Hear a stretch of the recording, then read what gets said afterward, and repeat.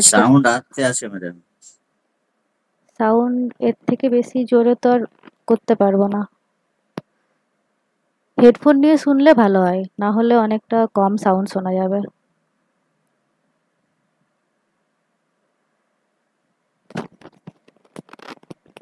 আচ্ছা ঠিক আছে এটা। ওকে ওকে। আচ্ছা, তো আজকে আমরা পড়বো এন্ডোসিম্বায়োটিক থিওরি। এন্ডোসিম্বায়োটিকের মধ্যে দুটো ওয়ার্ড আছে, একটা হচ্ছে এন্ডো আর একটা হচ্ছে সিম্বায়োটিক।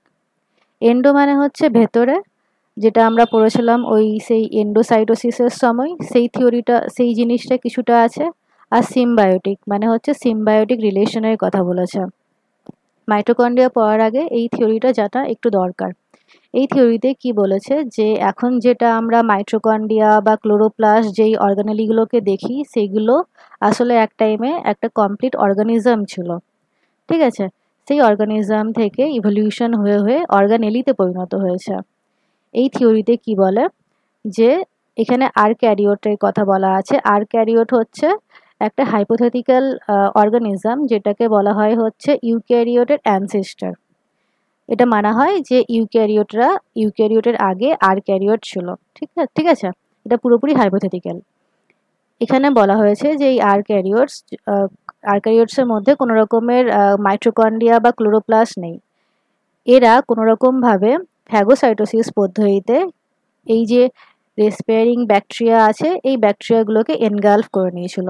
এখানে এনগালফ করা দেখতে পাচ্ছ, এরা এনগালফ করে নিয়েছিল। এবং এনগালফ করার পর কি হয়েছিল, যে আমরা নর্মালি জানি কি হয়, লাইসোজোম এসে পড়ে ভেতরের যেসব জিনিসগুলো থাকে সেগুলোকে ডিগ্রেড করে দেয়। কিন্তু এক্ষেত্রে ওটা হয়নি।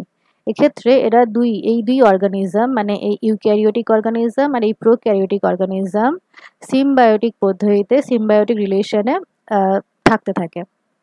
এবার সিম্বায়োটিক রিলেশনে কি হয়, যে একে অপরের কাছ থেকে বেনিফিট পায়। এখানে কি বেনিফিট পাচ্ছিল, যে এই যে রেসপিয়ারিং ব্যাকটেরিয়া ছিল সে এটিপি প্রোডাকশন করতে পারত, মানে এনার্জি প্রোডাকশন করতে পারত। এই ব্যাকটেরিয়া এই ইউক্যারিওটিক সেলকে এটিপি দিত। আর এই ইউক্যারিওটিক সেল কি দিত একে, যে এর যে প্রপার যে এনভায়রনমেন্ট থাকার জন্য সেই প্রপার এনভায়রনমেন্ট প্রোভাইড করতো। অ্যান্ড যে নিউট্রিশন সেই সব কিছু এই ইউক্যারিওটিক সেলের কাছ থেকে পেয়ে যেত এই প্রোক্যারিওটিক সেল। এরকমভাবে সিম্বায়োটিক পদ্ধতিতে থাকতে থাকতে ব্যাপারটা কি হয়েছিল, যে এই যে ব্যাকটেরিয়া এ ক্রমাগত তার যে ফ্রি লিভিং প্রপার্টি সেইগুলো হারিয়ে যেতে থাকে। সেইগুলো হারিয়ে যাওয়ার জন্য সে ক্রমাগত অর্গানিজম থেকে অর্গানেলিতে পরিণত হয়। এবং এখনকার দিনে যেটা তোমরা মাইটোকন্ড্রিয়া দেখছো, সেই মাইটোকন্ড্রিয়ায় পরিণত হয়। ঠিক আছে, এবার এই থিওরিতে কি বলা আছে দেখো, যে মাইটোকন্ড্রিয়া আর সেমি অটোনোমাস অর্গানেলি। তোমরা জানো যে মাইটোকন্ড্রিয়া আর ক্লোরোপ্লাস্টকে সেমি অটোনোমাস অর্গানেলি বলা হয়। তারা বাইনারি পদ্ধতিতে, বাইনারি ফিশন পদ্ধতিতে ডিভাইড করতে পারে, যেমন ব্যাকটেরিয়া ডিভাইড করতে পারে। এবার এখানে আর কি স্পেশাল বলা আছে, যে অ্যাকর্ডিং টু এন্ডোসিম্বায়োটিক থিওরি, এটা কে দিয়েছিল, এটা দিয়েছিল হচ্ছে লিন মার্গুলিস। ঠিক আছে, mitochondria are suppose to have evolve in eukaryotes from endosymbiotic association of purple photosynthetic bacteria। এই যে ব্যাকটেরিয়াটা আমরা এখানে দেখেছি, এই ব্যাকটেরিয়াটাকে মনে করা হয় যে এটা হয়তো হতে পারে যে পার্পেল ফটোসিনথেটিক ব্যাকটেরিয়া ছিল। কত বছর আগে, 1.5 ইন্টু 10⁹ ইয়ার্স এগো এই ঘটনাটা মোটামুটি হয়েছিল। এবার আমরা যে এই ঘটনাটা ইমাজিন করে বললাম, এটা তো কোনো এভিডেন্স চাই এসব বলার জন্য। তার জন্য এই থিওরিকে প্রুফ করার জন্য অনেক এভিডেন্স আছে। আচ্ছা, এভিডেন্সগুলো পরে দেখাচ্ছি। এখানে আরেকটা জিনিস দেখে রাখো, এটা হচ্ছে ইভলিউশনের একটা পার্ট বলতে পারো। যে এখানে আর্ক্যারিওটস আছে, এই আর্ক্যারিওটস এনগালফ করেছিল কাকে, এই রেসপিয়ারিং ব্যাকটেরিয়াকে। এদেরকে এনগালফ করে পরে এরা কিসে পরিণত হয়ে যায়, মাইটোকন্ড্রিয়ায় পরিণত হয়ে যায়। এবার আমাদের মধ্যে মানে অ্যানিমাল সেলের মধ্যে বা ফাঙ্গির মধ্যে শুধুমাত্র মাইটোকন্ড্রিয়া আছে, ক্লোরোপ্লাস্ট নেই। তো এরাই ক্রমাগত ইভলিউশনের থ্রুতে বিবর্তন হয়ে হয়ে অ্যানিমালসে অ্যান্ড ফাঙ্গিতে পরিণত হয়। দেন কি হয়েছিল, যে এই এই ব্যাকটেরিয়া নয়, এই ইউক্যারিওটসের মধ্যে অনলি মাইটোকন্ড্রিয়া প্রেজেন্স আছে। তারপর এই এই ইউক্যারিওটসই পরে কি হয়েছিল, পরে এনগালফ করেছিল অন্য এক ব্যাকটেরিয়াকে, যে কি ব্লু গ্রিন ফটোসিনথেটিক ব্যাকটেরিয়া ছিল।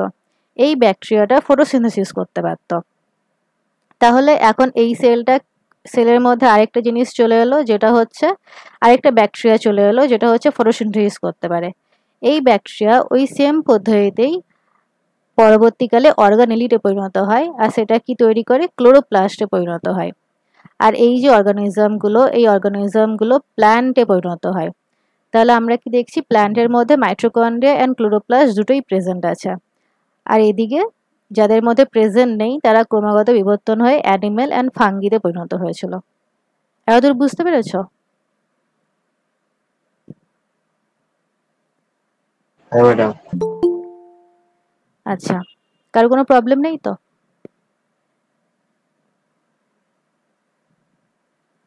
আচ্ছা, এই যে থিওরিগুলো আমরা পড়লাম এর কিছু এভিডেন্স আছে, সেই এভিডেন্সের উপর ডিপেন্ড করে এই থিওরিগুলো হয়েছে। যেমন এই যে মাইটোকন্ড্রিয়া, এর সাথে ব্যাকটেরিয়ার অনেক সিমিলারিটি দেখতে পাওয়া যায়।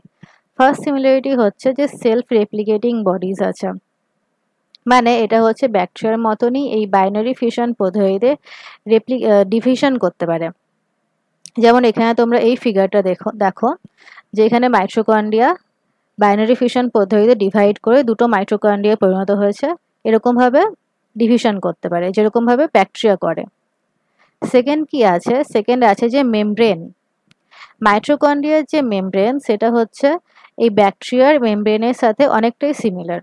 Mitochondria are surrounded by two membranes and the innermost of this membrane is very similar in composition of two bacteria. মাইটোকন্ড্রিয়ার মধ্যে দুটো মেমব্রেন আছে, এর মধ্যে যে ইনার মেমব্রেনটা, ওই ইনার মেমব্রেনটা ব্যাকটেরিয়াল মেমব্রেনের সাথে অনেক বেশি সিমিলারিটি শো করে। দেন আছে ডিএনএ কম্পোজিশন। মাইটোকন্ড্রিয়ার মধ্যেও ডিএনএ আছে, আর সেই ডিএনএ গুলো সিমিলার আছে হচ্ছে ব্যাকটেরিয়াল ডিএনএর সাথে। আর কি সিমিলার আছে, রাইবোজোম। মাইটোকন্ড্রিয়ার মধ্যেও রাইবোজোম আছে। এবার মাইটোকন্ড্রিয়ার রাইবোজোম আর ব্যাকটেরিয়া সেলের রাইবোজোম অনেকটাই সিমিলার। মাইটোকন্ড্রিয়ার রাইবোজোম যেটা আছে তার যে মানটা সেটা হচ্ছে যে 55 থেকে 75S। এটা হচ্ছে সিমিলার টু প্রোক্যারিওটিক রাইবোজোম। আর যেটা আছে এনজাইমস অ্যান্ড ট্রান্সপোর্ট সিস্টেম, এগুলোও সিমিলার ব্যাকটেরিয়ার সাথে। আর যেটা সাইজ, মাইটোকন্ড্রিয়া যেটা সাইজ সেটাও approximately similar as bacteria. Next যেটা সিমিলার আছে যে মাইটোকন্ড্রিয়ার মধ্যে যেভাবে প্রোটিন সিনথেসিস হয়, সেটা এখানে বিভিন্ন রকম অ্যান্টিবায়োটিক যদি প্রয়োগ করা হয় তো সেই প্রোটিন সিনথেসিস ইনহিবিট করা যায় ওই অ্যান্টিবায়োটিক দিয়ে, যেমন হচ্ছে ক্লোরামফেনিক্যাল, টেট্রামাইসিন, এইট্রোমাইসিন। এইসব অ্যান্টিবায়োটিক ব্যাকটেরিয়াল প্রোটিন সিনথেসিসকেও ইনহিবিট করতে পারে। আর এইসব অ্যান্টিবায়োটিক মাইটোকন্ড্রিয়ার ভেতরেও প্রোটিন সিনথেসিসকে ইনহিবিট করতে পারে। কিন্তু এই অ্যান্টিবায়োটিকগুলো যদি আমাদের ইউক্যারিওটিক সেলের ওপর দেওয়া হয়, তার প্রোটিন সিনথেসিসকে ইনহিবিট করতে পারে না। তো এর থেকেও দেখা যাচ্ছে যে অনেক বেশি সিমিলারিটি আছে ব্যাকটেরিয়াল সেলের সাথে। ঠিক আছে, কারো কোনো প্রবলেম আছে? না ম্যাডাম। আচ্ছা, তো এটাই ছিল এন্ডোসিম্বায়োসিস থিওরি, সিম্বায়োটিক থিওরি। দেন আসছে হচ্ছে মাইটোকন্ড্রিয়া। মাইটোকন্ড্রিয়ার কিছু জেনারেল ইনফরমেশন এখানে দেওয়া আছে। যেমন হচ্ছে মাইটোকন্ড্রিয়া টার্মটা এসছে মাইটোকন্ড্রিয়ন থেকে, যেটা গ্রিক ওয়ার্ড মাইটোস থেকে এসছে অ্যান্ড কন্ড্রিয়ন থেকে এসছে। মাইটোসের অর্থ হচ্ছে থ্রেড বা সুতোর মতো স্ট্রাকচার, আর কন্ড্রিয়ন মিন্স গ্যানুয়াল লাইক স্ট্রাকচার বা দানা বা শস্যের মতো যে স্ট্রাকচারটা হয় সেরকম স্ট্রাকচার। মাইটোকন্ড্রিয়া নামটা চয়ন করেছিল হচ্ছে সি বেন্ডা। এটা হচ্ছে energy converting granules which are present in eukaryotic cell. Next আসছে হচ্ছে এটা অ্যারোবিক রেসপিরেশন করতে পারে, আর একে পাওয়ার হাউস অফ সেল বলা হয়। ঠিক আছে, কারণ কি এটিপি সিনথেসিস করতে পারে। তারপর আছে মাইটোকন্ড্রিয়ার ডবল মেমব্রেন বাউন্ড অর্গানেলি।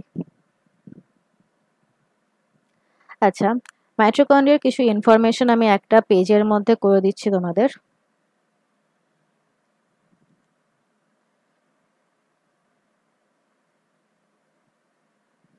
এটা যদি মাইটোকন্ড্রিয়ার আউটার মেমব্রেন হয়, আর এটা ইনার মেমব্রেন।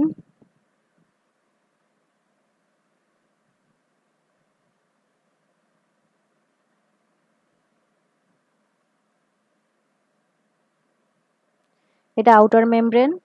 নেক্সট আসছে হচ্ছে ইনার মেমব্রেন।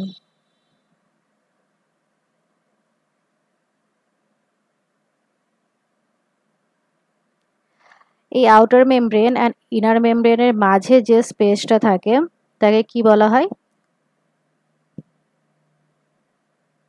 ইন্টারমেমব্রেন। পেরিমাইটোকন্ড্রিয়াল স্পেস। হ্যাঁ, পেরিমাইটোকন্ড্রিয়াল স্পেসও বলতে পারো, এটাকে ইন্টারমেমব্রেন স্পেসও বলা হয়। ঠিক আছে, আর এর ভেতরে এই যে জায়গাটা সেটাকে বলা হয় হচ্ছে ম্যাট্রিক্স।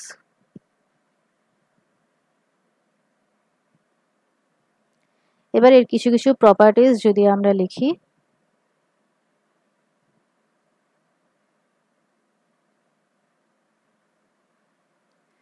তাহলে হচ্ছে এই আউটার মেমব্রেনটা হচ্ছে smooth, but inner membrane rough নয়, সরি, ফোল্ডেড স্ট্রাকচার হয়, হাইলি ফোল্ডেড।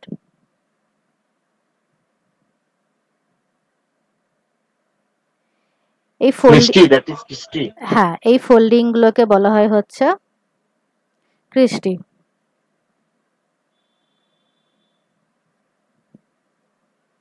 ঠিক আছে, এবার এই যে আউটার মেমব্রেন, এটার যে পারমিয়েবিলিটি সেটা অনেক বেশি, হাইলি পারমিয়েবল। ঠিক আছে, পারমিয়েবল হচ্ছে অনেক বেশি। এখানে ইনার মেমব্রেনে পারমিয়েবিলিটি হচ্ছে অনেক কম,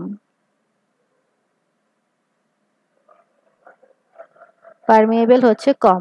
এটা থেকেও কোশ্চেন এসেছিল যে কার পারমিয়েবিলিটি বেশি এবং কেন।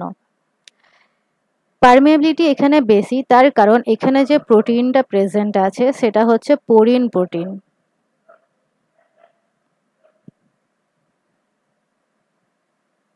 এই পোরিন প্রোটিন প্রেজেন্ট আছে, এর জন্য অনেক বেশি মলিকুলস এর ভেতরে মানে এই মেমব্রেনটা ক্রস করতে পারে। এখানে যে পারমিয়েবিলিটি কম, এখানে যে প্রোটিনটা প্রেজেন্ট আছে তার নাম হচ্ছে কার্ডিওলিপিন।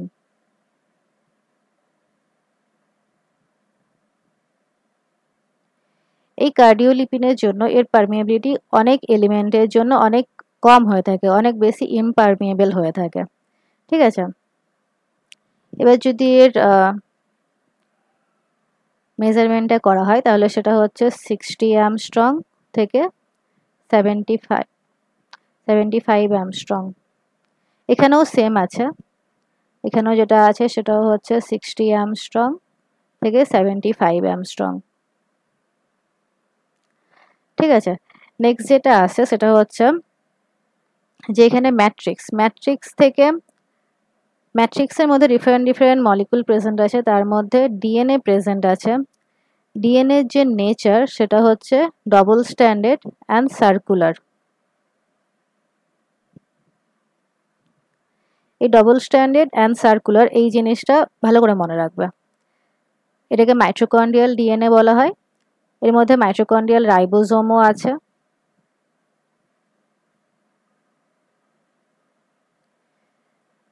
রাইবোজোমের যেটা আছে সেটা হচ্ছে 70S থেকে 55S থেকে 75S। এর মধ্যে আরো কিছু এনজাইমস অ্যান্ড প্রোটিনস প্রেজেন্ট আছে। আচ্ছা, নেক্সট যেটা আছে সেটা হচ্ছে inner membrane space. Inner membrane স্পেসের মধ্যে কি আছে, এটার যে ডায়ামিটার সেটা হচ্ছে 60 অ্যামস্ট্রং থেকে 100 অ্যামস্ট্রং। এবার এখানে ডিফারেন্ট কমপ্লেক্স প্রেজেন্ট থাকে, যার মধ্যে সবথেকে বেশি ইম্পর্টেন্ট হচ্ছে এটিপিএস। এটিপিএস প্রেজেন্ট থাকে, এটাকে F0 F1 কমপ্লেক্সও বলা হয়, এটাকে অক্সিজোমও বলা হয়। ঠিক আছে, এর যে ডিস্টেন্স থাকে দুটো এটিপিএস এর মধ্যে যে ডিস্টেন্স থাকে সেটা হচ্ছে 100 অ্যামস্ট্রং। ঠিক আছে, তাহলে এখান থেকে অনেক কিছু ইম্পর্টেন্ট আছে যেগুলো থেকে অলরেডি কোশ্চেন এসছে, যেমন হচ্ছে পারমিয়াবিলিটি কার বেশি, এখানে হাই পারমিয়েবল, এর হচ্ছে পারমিয়াবিলিটি কম, এখানে যে প্রোটিন প্রেজেন্ট থাকে সেটা হচ্ছে পোরিন, এখানে যেটা প্রেজেন্ট থাকে সেটা হচ্ছে কার্ডিওলিপিন। নেক্সট যেটা আসছে, এখান থেকে তো অনেক টাইমে কোশ্চেন আসে যে মাইটোকন্ড্রিয়ার যে ডিএনএ সেটা হচ্ছে ডবল স্ট্যান্ডার্ড অ্যান্ড সার্কুলার, রাইবোজোমের যে রেঞ্জটা সেটা হচ্ছে 55 থেকে 75 এস। এই জিনিসগুলো মনে রাখবে। ক্রিস্টি তো জানো তোমরা, ক্রিস্টি প্রেজেন্ট আছে। নেক্সট যেটা আরেকটা ইম্পর্টেন্ট কনসেপ্ট আছে সেটা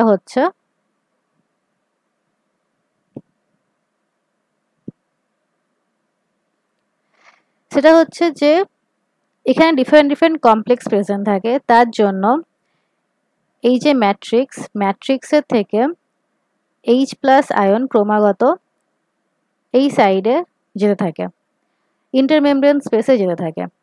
এর জন্য এই যে সাইডটা সেটা হচ্ছে পজিটিভ চার্জ অনেক বেড়ে যায়, এর জন্য একে পি সাইড বলা হয়। আর এই যে এই ম্যাট্রিক্স থেকে যেহেতু H প্লাস চলে যাচ্ছে তাই জন্য এখানে নেগেটিভ আয়ন অনেক বেশি হয়ে যায়, এর জন্য একে এন সাইড বলা হয়। এবার তোমরা আমাকে বলো যে এখানে H প্লাস বেশি আছে, তাহলে এই যে জায়গাটা ইন্টারমেমব্রেন স্পেস, এই জায়গাতে পিএইচ কম হবে না বেশি হবে? কম হবে। পিএইচ কম হবে আর এখানে পিএইচ বেশি হবে। এটা খুবই ইম্পর্টেন্ট, এর থেকে অনেকবার কোশ্চেন এসছে।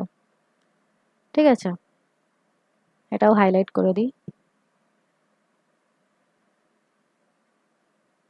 H প্লাস কোন দিকে বেশি কোন দিকে কম, কোনটা পি সাইড কোনটা এন সাইড, আর পিএইচ কার বেশি কার কম। ঠিক আছে, আচ্ছা যেগুলো বললাম সেগুলো এখানে বলা আছে যে, হ্যাঁ কারো কোশ্চেন আছে কিছু? বলছিলাম ওই মাইটোকন্ড্রিয়ার রাইবোজোমের প্রকৃতি যদি উল্লেখ করতে বলে কি বলবো? মাইটোকন্ড্রিয়া রাইবোজোম হচ্ছে প্রোক্যারিওটিক রাইবোজোমের সাথে অনেক বেশি সিমিলারিটি শো করে। এর যেটা রেঞ্জ সেটা হচ্ছে 55 থেকে 75 ভেদভার বা ভেদভারের মধ্যে এর মধ্যে থাকে। ঠিক আছে, আর কি প্রকৃতি বলতে চাইছো? রেঞ্জে বলতে হবে না পার্টিকুলারলি উল্লেখ করতে হবে কি ধরনের রাইবোজোম থাকে মাইটোকন্ড্রিয়াতে? তোমার তো এমসিকিউ কোশ্চেন আসবে এরকম, মানে কি মানে কোন ইয়েতে চাইছো আমি বুঝতে পারছি না।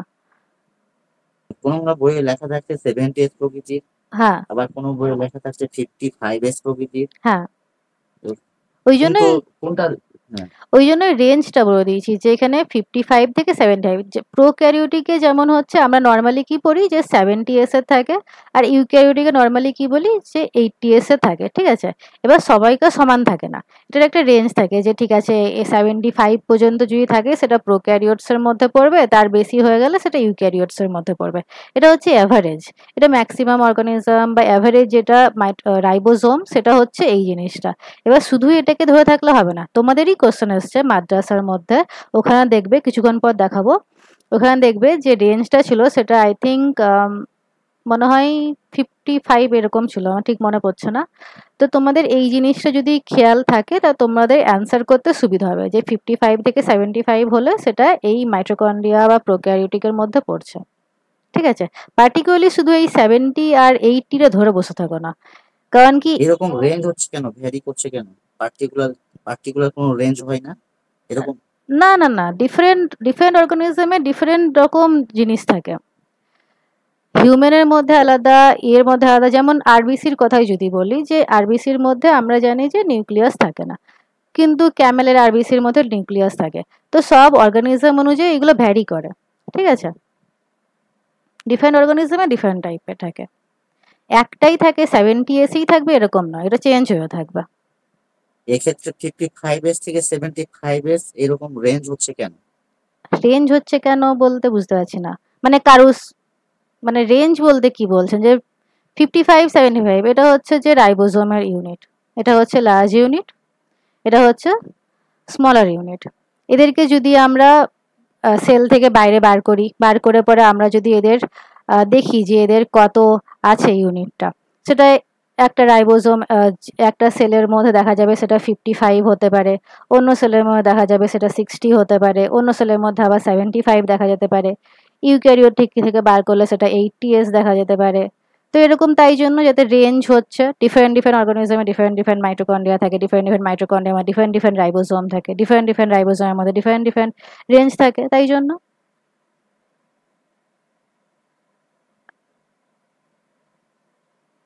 ঠিক আছে,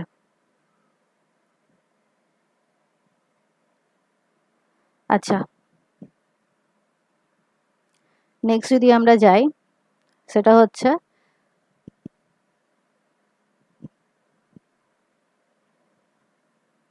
হ্যাঁ, each mitochondria is a double membrane bound structure with outer and inner membrane. The outer membrane is fairly smooth. Outer membrane যেটা হয় সেটা fairly smooth হয়, but inner membrane is highly folded structure হয় inner membrane. Folds are called cristae. Fold যেগুলো থাকে সেগুলোই cristae বলা হয়। The inner membrane is also very impermeable to many solute due to the high concentration of phospholipid called cardiolipin. এই কার্ডিওলিপিনের জন্য অনেক সলিউটের জন্য এটা ইম্পারমিয়েবিলিটি শো করে, এই মেমব্রেনটা ইনার মেমব্রেনটা ক্রস করতে পারে না। The cristae generally increase the inner membrane surface area. cristae কেন থাকে, cristae থাকে বললাম, কিন্তু cristae থাকা দরকারটা কি হলো, যাতে এই যে সারফেস এরিয়া মাইটোকন্ড্রিয়ার ওটা ইনক্রিজ করা যায়।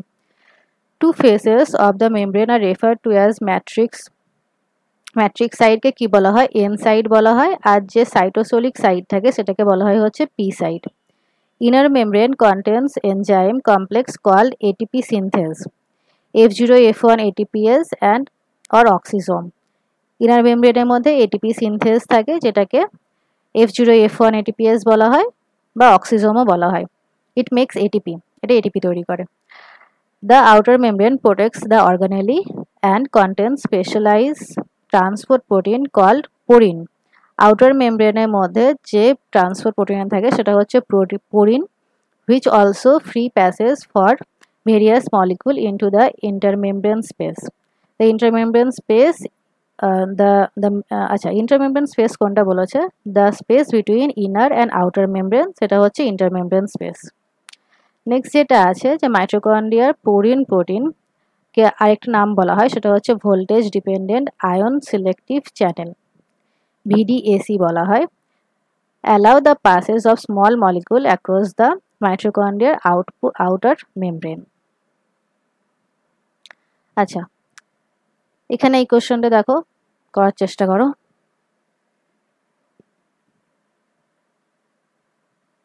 Option B, covalently closed circular form.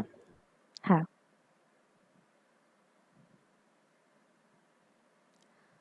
আচ্ছা অপশন এ হবে না, কারণ কি লিনিয়ার নয়, অপশন বি হবে, সার্কুলার আছে কোভ্যালেন্টলি ক্লোজ, এখানে কিছু দেওয়া নেই, আর এখানে যেটা দেওয়া আছে সেটা হচ্ছে যে double stranded DNA with single chain brain, linear নয় circular.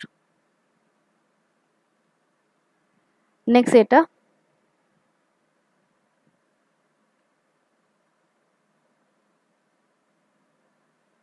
Option B, this is more permeable as compared to inner membrane due to the presence of porine. আর কেউ?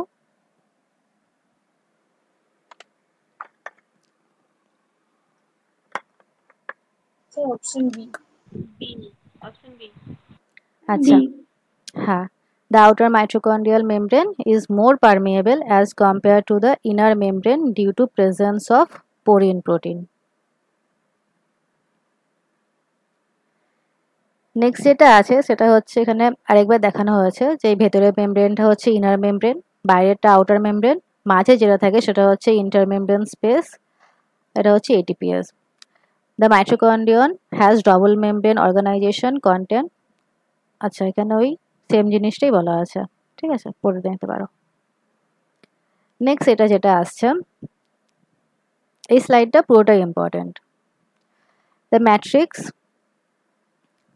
এটা কি হচ্ছে, contains several identical copies of double stranded DNA, mitochondrial ribosome ranging from 75S to 55S to 75S, tRNA, various enzyme and protein. Mitochondrial double-stranded DNA is mostly circular. The size of mitochondrial double-stranded DNA varies generally among different species. Mitochondrial DNA size different species different হয়। এখানে যে তিনটে জিনিস আছে সেটা হচ্ছে double standard DNA, 55 থেকে 75S ribosome, আর একটা হচ্ছে সার্কুলার। এবার এই কোশ্চেনটা করো, এটা মাদ্রাসার 11-12 এর কোশ্চেন।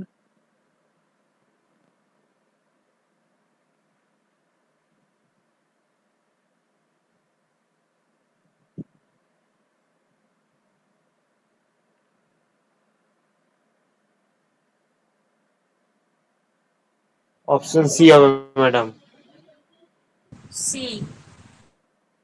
অপশন সি হবে, অপশন সি। আচ্ছা, অপশন সি হবে ম্যাডাম, অপশন সি। আর কেউ? Option D, option D. Option D হবে। আচ্ছা, আর কেউ?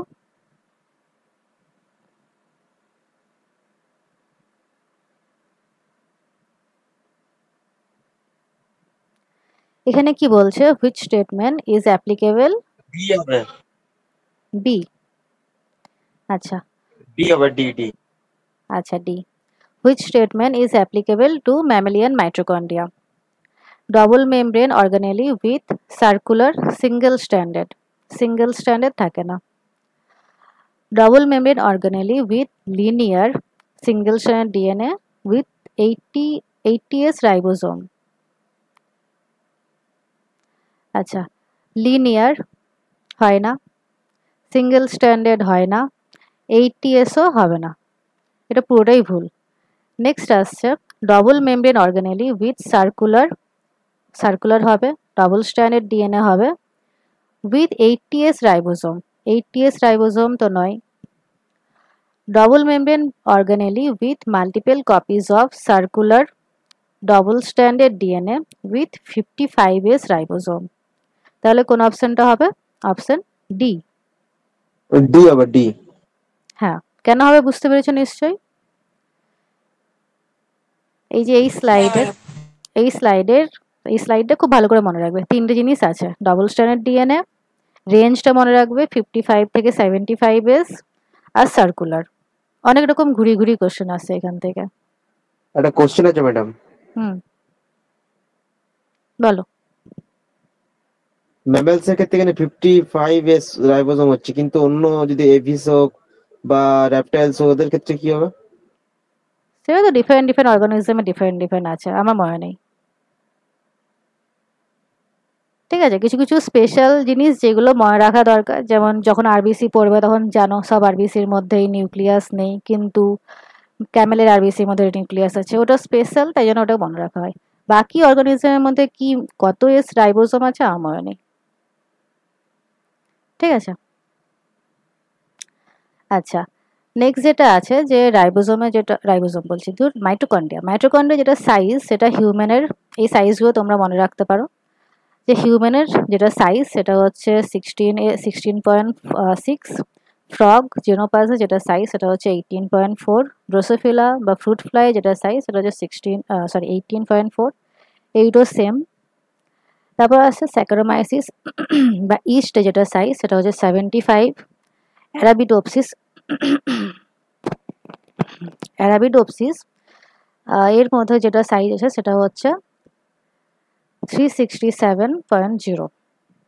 তোমরা যদি চাও মনে রাখতে পারো, এখানে যেরকম দেখছো যে মাইটোকন্ড্রিয়ার সাইজ ডিফারেন্ট হয়, মাইটোকন্ড্রিয়ার ভেতরে কম্পোনেন্টসগুলো ডিফারেন্ট হয়, রাইবোজোমের সাইজও ডিফারেন্ট হয়, তাই জন্য রেঞ্জটা মনে রাখবে, এক একটা জিনিসের রাইবোজোমের সাইজ আসবে না। আচ্ছা, নেক্সট যেটা আসছে এটিপিএস এর জিনিসটা, এটিপিএস এরও যে জিস্ট সেটা আমি করে দিচ্ছি তোমাদেরকে, সব জিনিসের মধ্যে এই জিনিসটাই লেখা থাকবে।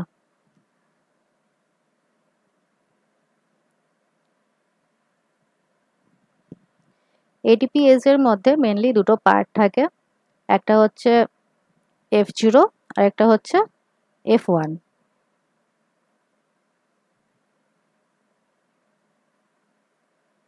এটা হচ্ছে F1 পার্ট।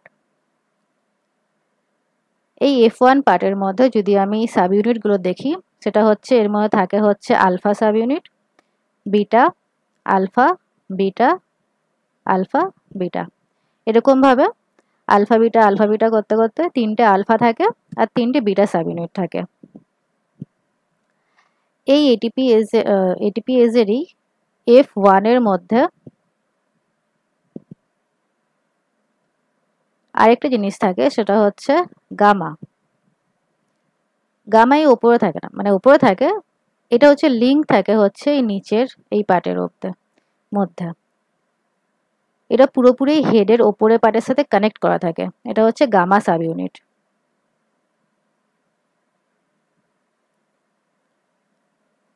আরও যে সাব ইউনিটগুলো থাকে সেটা হচ্ছে ইটা থাকে এর মধ্যে, ঠিক আছে। এই পার্টটা হচ্ছে F1 পার্ট। নেক্সট যেটা আছে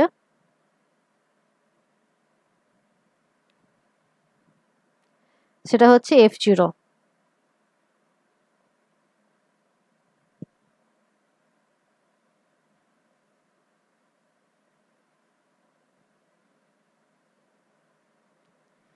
F0 এর মধ্যে এই সাব ইউনিটটাকে বলা হয় হচ্ছে সি সাব ইউনিট। এর সাথে কানেক্ট করা থাকে হচ্ছে এ সাব ইউনিট।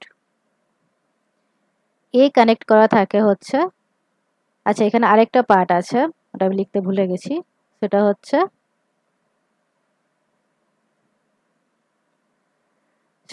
ডেল্টা। এর মধ্যে আরেকটা সাব ইউনিট থাকে যেটা হচ্ছে ডেল্টা বলা হয়।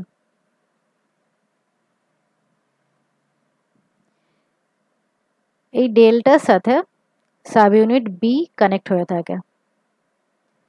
দুটো সাব ইউনিট বি আছে, তাই জন্য আমি দুটো এঁকেছি।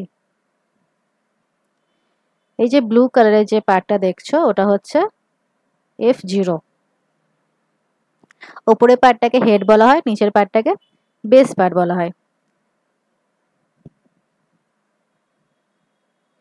এই বেস পার্টই যে মেমব্রেন থাকে, ইনার মেমব্রেন, সেই ইনার মেমব্রেনের সাথে অ্যাটাচ থাকে, ঠিক আছে। এটা হচ্ছে inner membrane, inner mitochondrial membrane,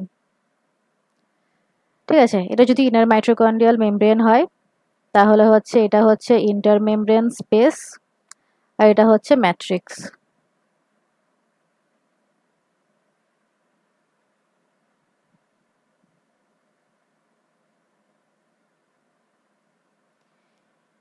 এই ইনফরমেশনগুলো লিখে নাও যে এর মধ্যে আলফা থাকে 3টে, বিটা থাকে 3টে, গামা থাকে 1টা, ইটা থাকে 1টা, আর থাকে হচ্ছে ডেল্টা, ওটাও 1টা থাকে। F0 এর মধ্যে থাকে হচ্ছে এ থাকে 1টা, বি 2টো, সি থাকে হচ্ছে 9 থেকে 12টা। এবার এটা তো এটিপিএস, মানে এটা একটা এনজাইম। এই এনজাইমের মধ্যে কিছু কিছু স্পেশাল পার্ট আছে যেগুলো কিছু কিছু স্পেশাল ফাংশন শো করে। যেমন বিটা হচ্ছে, এটা একটা এনজাইমের কিছু তোমরা জানো অ্যাক্টিভ সাইট থাকে, তো এই অ্যাক্টিভ সাইটগুলো প্রেজেন্ট থাকে হচ্ছে বিটার মধ্যে। আলফা হচ্ছে রেগুলেশনে কাজ করে। গামা যে পার্টটা আছে, মানে এই যে গ্রিন কালারের যে পার্টটা এঁকেছি, ওটা হচ্ছে রোটেট করে। আর এদিক থেকে সি পার্টটাও রোটেট করে, ঠিক আছে। এ পার্ট আর বি পার্ট হচ্ছে কানেক্ট করে হেড পার্টের সাথে। এইটা মোবাইল নয়, এটা কোনো রোটেশন শো করে না বা কোনো মুভমেন্ট শো করে না, এ অ্যান্ড বি। আচ্ছা, এগুলো হচ্ছে কিছু কিছু স্পেশাল জিনিস। এখানে F1 কে F1 কে ATPase বলা হয়, আর এখানে F0 হচ্ছে H+ চ্যানেল বলা হয়। এবার তোমাদেরকে একটু আগে বললাম যে হাইড্রোজেন আয়ন ট্রান্সফার হয়, কোন দিক থেকে কোন দিকে যাবে হাইড্রোজেন আয়ন?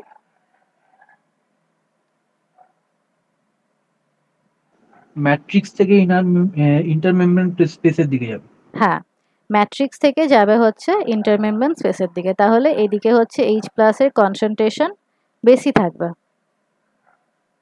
আর এদিকে হচ্ছে মাইনাস থাকবে। তাহলে এটা হচ্ছে এন সাইড, আর এটা হচ্ছে এটা হচ্ছে পি সাইড, পজিটিভ সাইড, এটা হচ্ছে এন সাইড। এবার এদিকে হাইড্রোজেন আয়নের কনসেন্ট্রেশন এত বেশি থাকে যে এখানে একটা ফোর্স কাজ করে, সেটা হচ্ছে প্রোটন মোটিভ ফোর্স। এই প্রোটন মোটিভ ফোর্সের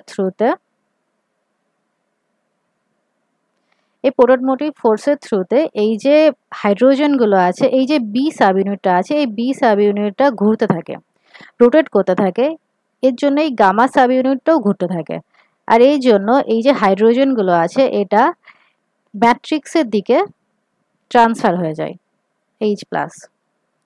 ঠিক আছে, এই ট্রান্সফার হওয়ার জন্য এখান থেকে এটিপি প্রোডাকশন হয়, এডিপি প্লাস পিআই থেকে এটিপি প্রোডাকশন হয়। ঠিক আছে, এইভাবেই যে মাইটোকন্ড্রিয়া সেটা হচ্ছে এটিপি প্রোডাকশন করে। এখানে কিছু কিছু ছোট ছোট জিনিস আছে, সেগুলো মনে রাখবে, সেখান থেকে কোশ্চেন আসে। ঠিক আছে, হ্যাঁ এটা একবার বলবেন? পুরোটা? না না, পুরোটা নয়, এটিপি প্রোডাকশন যেটা বল। আচ্ছা, এই যে ভেতরের যে মেমব্রেনের আছে ইন্টারমেমব্রেন স্পেস, ওই ইন্টারমেমব্রেন স্পেসের মধ্যে H+ এর কনসেন্ট্রেশন বেশি থাকে। কেন? কারণ কি যে ইটিসি হয় না, ইলেকট্রন ট্রান্সপোর্ট চেন, ওই ইলেকট্রন ট্রান্সপোর্ট চেনে অনেক কমপ্লেক্স থাকে এই মেমব্রেনের ওপর, যারা হচ্ছে কন্টিনিউয়াসলি H+ কে এই দিক থেকে এই দিকে ট্রান্সপোর্ট করতে থাকে। এই ট্রান্সপোর্ট করার জন্য এই পাশে H+ এর কনসেন্ট্রেশন বেশি হয়ে যায়।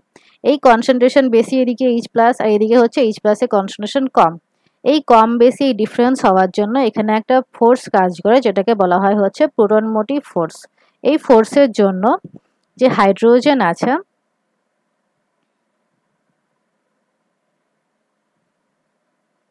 এই হাইড্রোজেন H+ এদিক থেকে এদিকে ট্রান্সফার হয়ে থাকে।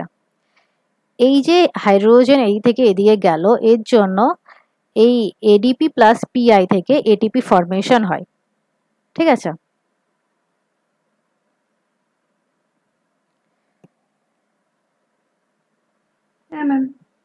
আচ্ছা,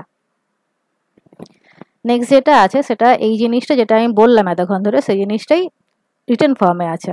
কি লেখা আছে? এটিপিএস, একে F0 F1 এটিপিএসও বলা হয়। দেখো এটিপিএস কিন্তু F1 এর সাথে আছে, F0 এর সাথে নেই, তাই জন্য এটিপিএস সেটা F1 এর সাথে বেশি যায়। আর F0 কে কি বললাম? H+ চ্যানেল বলা হয়, H+ চ্যানেল বা প্রোটন চ্যানেল বলা হয়।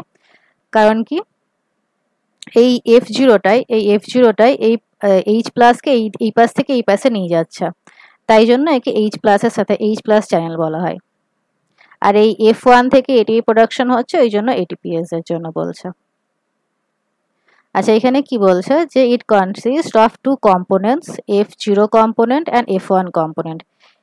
এটা হচ্ছে F1 ATPase আর F0 component.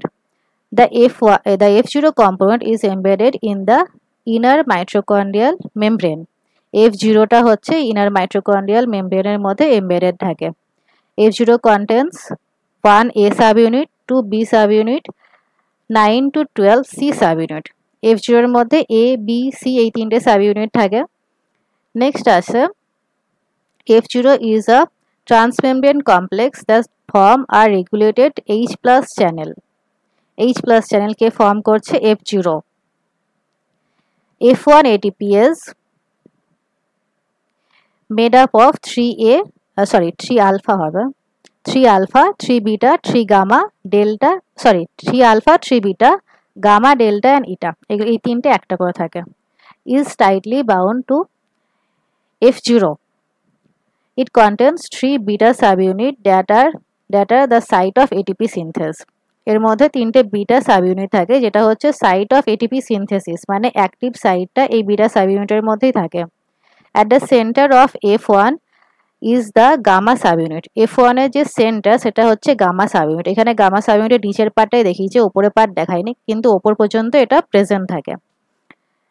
নেক্সট যেটা আসছে সেটা হচ্ছে যে the multiprotein ATP synthase or F0 F1 complex or complex 5, এটাকে কমপ্লেক্স 5ও বলা হয়, কারণ কি ইলেকট্রন ট্রান্সপোর্ট চেনে তোমরা যদি পরপর কমপ্লেক্সগুলোকে দেখো, কমপ্লেক্স 1, কমপ্লেক্স 2, কমপ্লেক্স 3, কমপ্লেক্স 4, তারপর নেক্সট এই ATPase আসে, সেটা হচ্ছে complex 5। catalyze ATP synthesis as proton flow back through the inner membrane down the electrical proton gradient. এটা হচ্ছে ফ্লো ব্যাক করছে, যে H+ গুলো বাকি কমপ্লেক্স গুলো এইদিকে ট্রান্সফার করেছিল, সেটা হচ্ছে ATPase উল্টো দিকে ট্রান্সপোর্ট করছে। নেক্সট বলছে যে the use of proton motive force of ATP synthesis is catalysed by ATP synthase. ঠিক আছে, প্রোটন মোটিভ ফোর্সের কথা এখানে বলেছে। আচ্ছা, ওদের কারো কিছু প্রবলেম আছে? যে লাস্টের জায়গাটা একটু বলবেন তো। হ্যাঁ, লাস্টের জায়গাটা বলছে যে এখানে যে আমি বললাম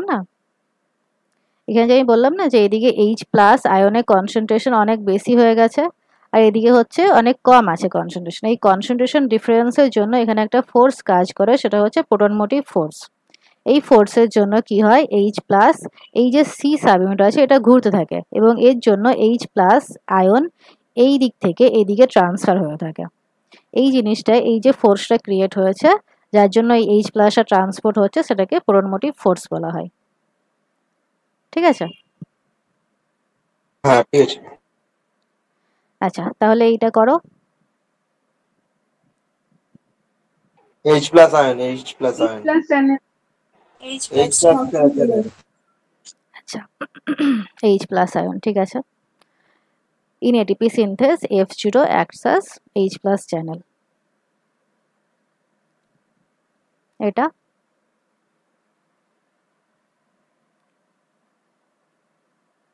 ম্যাট্রিক্স। আর কেউ?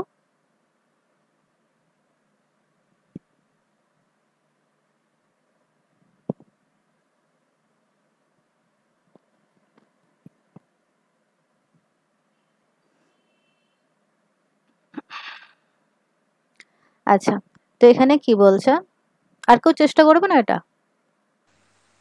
ম্যাম সি এরটা হবে। হ্যাঁ, ঠিক আছে, বুঝিয়ে দিচ্ছি আমি। The place in the mitochondrion where pH is lowest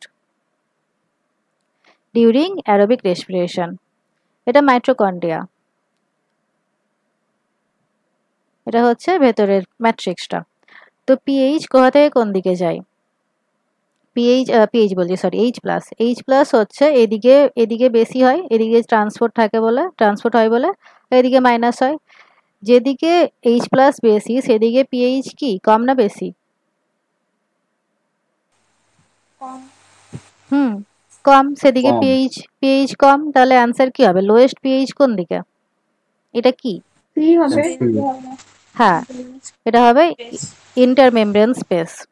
ম্যাট্রিক্সের পিএইচ বেশি, বাকিগুলো তো আলাদা, সাইটোসোল দেওয়া আছে, মাইটোকন্ড্রিয়াল রাইবোসোম দেওয়া আছে। তাহলে অ্যান্সার হবে হচ্ছে ইনার মেমব্রেন স্পেস। নেক্সট এটা দেখো, সিমিলার কোশ্চেন, সিমিলার টাইপের।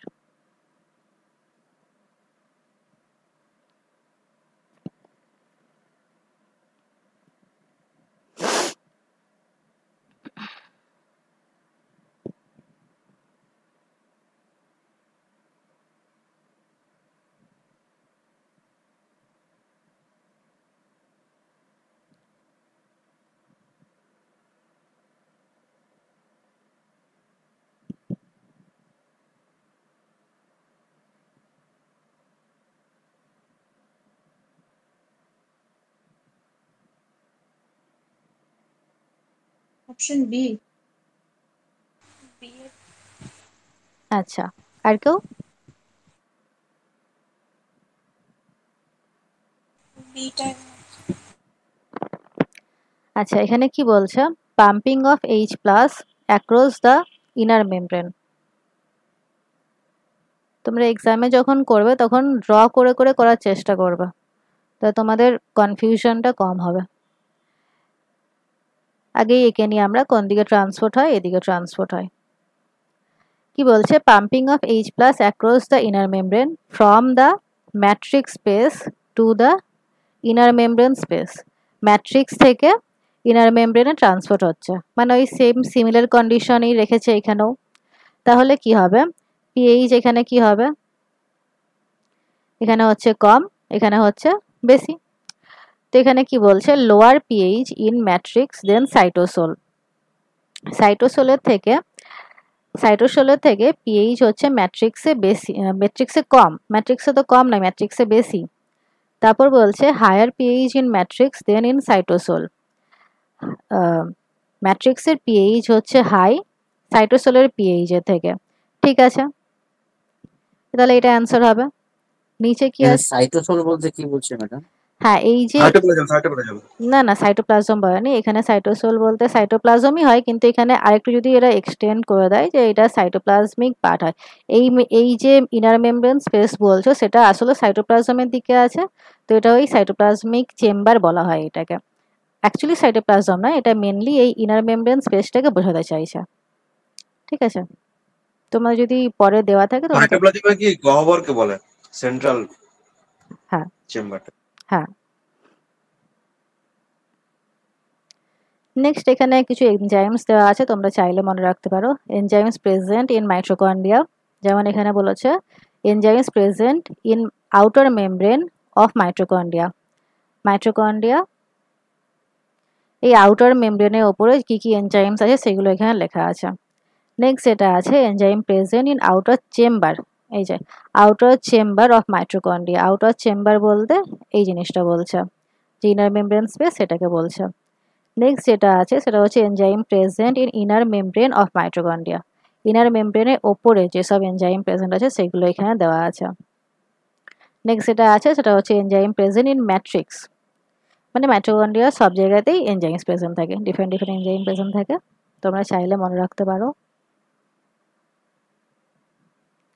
নেক্সট আসছে মাইটোকন্ড্রিয়ার function. The most important function of mitochondria is to produce energy through the process of oxidative phosphorylation. Oxidative phosphorylation এর থ্রুতে এটিপি প্রোডাকশন, এনার্জি প্রোডাকশন করে। ঠিক আছে, এটা আরও কিছু কিছু প্রসেসে ইনভলভ আছে, যেমন হচ্ছে regulates the metabolic activity of cell, metabolic অ্যাক্টিভিটিকে রেগুলেট করে।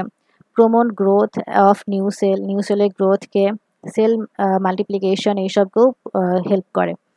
Play an important role in apoptosis or program cell death. Program cell deathও important role play করে। Involve in TCA cycle, TCA cycle হয় synthesis of amino acid, amino acid synthesis ও মাইটোকন্ড্রিয়াতে হয়।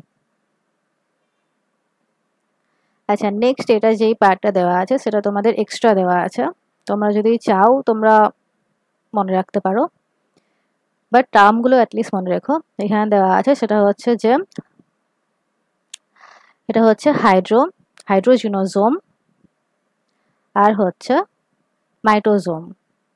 হাইড্রোজিনোজোম আর মাইটোজোম হচ্ছে এমন দুটো sell organelle যেগুলো হচ্ছে mitochondria থেকে তৈরি হয়েছে। মাইটোকন্ড্রিয়ার ইভলিউশন হয়ে হয়ে এই দুটো অর্গানেলি তৈরি হয়েছে। ঠিক আছে, এবার এদের যে ইভলিউশনটা হয়েছে সেটা হচ্ছে রিডাকটিভ ইভলিউশন হয়েছে।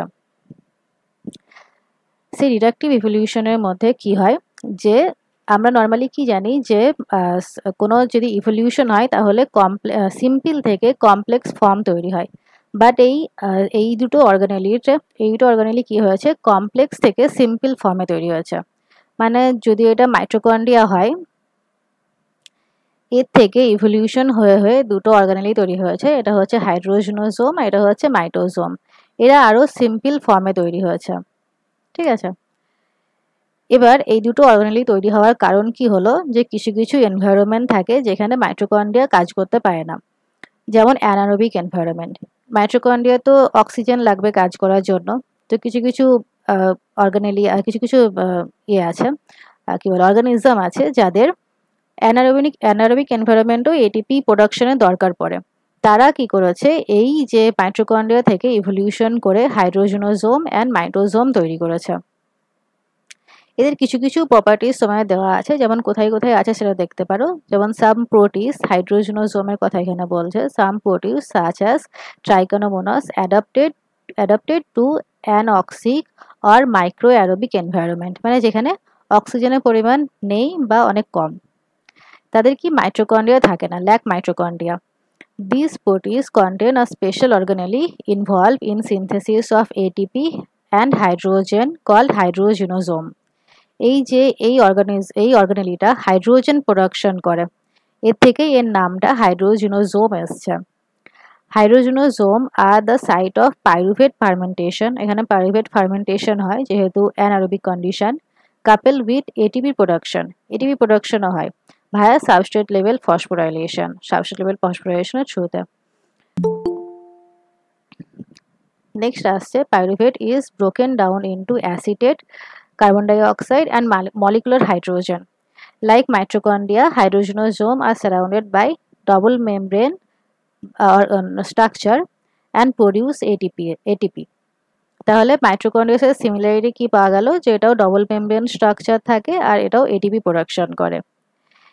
In contrast to mitochondria, hydrogenosome produce molecular hydrogen through fermentation, lack cytochrome and usually lack DNA.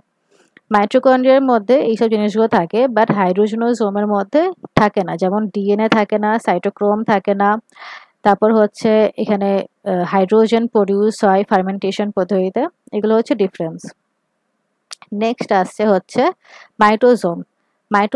মাইটোজোমের নিয়ে বেশি কিছু ইনফরমেশন আমাদের কাছে নেই, কারণ কি এটা খুবই রিসেন্ট স্টাডির মধ্যে পড়ছে।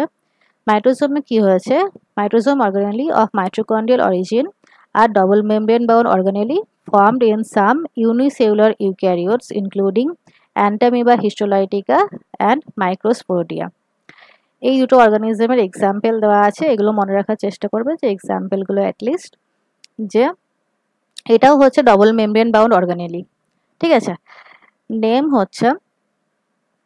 হচ্ছে মাইটোজোম was proposed to indicate the organelle are highly reduced mitochondria. মানে হচ্ছে মাইটোকন্ড্রিয়ার, আমি বললাম না রিডাকশন ইভলিউশন হয়েছে, মানে মাইটোকন্ড্রিয়ারই ছোট একটা ফর্ম হচ্ছে mitosome has been detected by only in anaerobic organism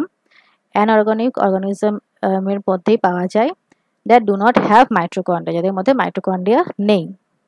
ঠিক আছে,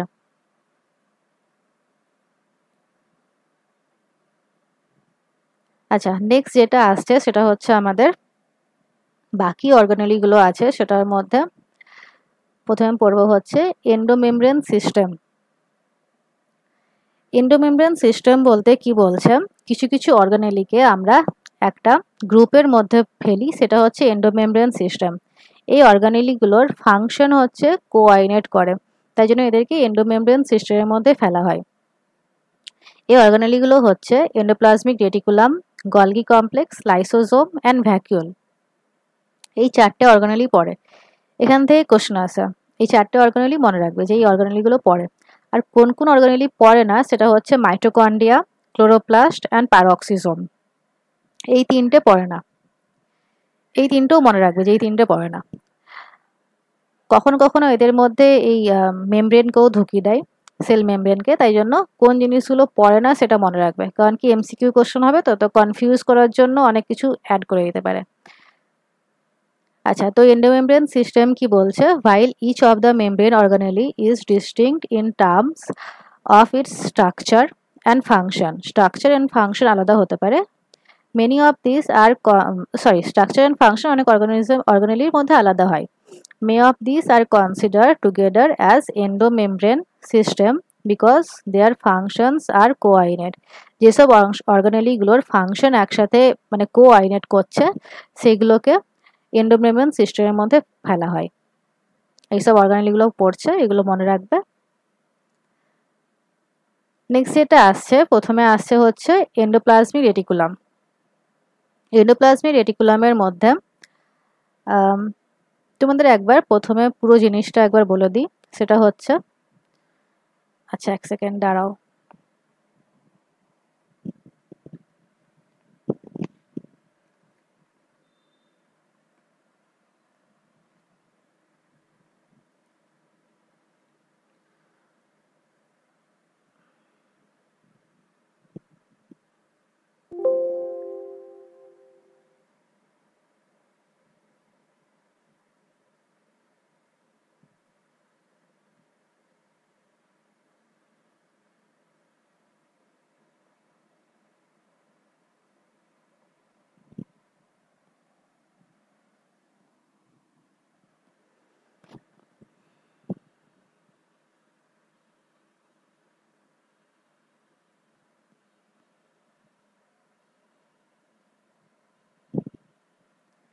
তোমরা পেন জিনিসটা একবার বুঝে নাও। এই এন্ডোমেমব্রেন সিস্টেমের মধ্যে মেনলি এই জিনিসটা হবে। এটা হচ্ছে সেল, সেলের মধ্যে থাকে হচ্ছে নিউক্লিয়াস। নিউক্লিয়াসের মধ্যে নিউক্লিয়াস মেমব্রেন থাকে, এটা ডিসকন্টিনিউয়াস হয়। এই মেমব্রেনের সাথে অ্যাটাচ করে আরেকটা অর্গানেলি থাকে, যেটা হচ্ছে আমাদের ইয়ার। ঠিক আছে,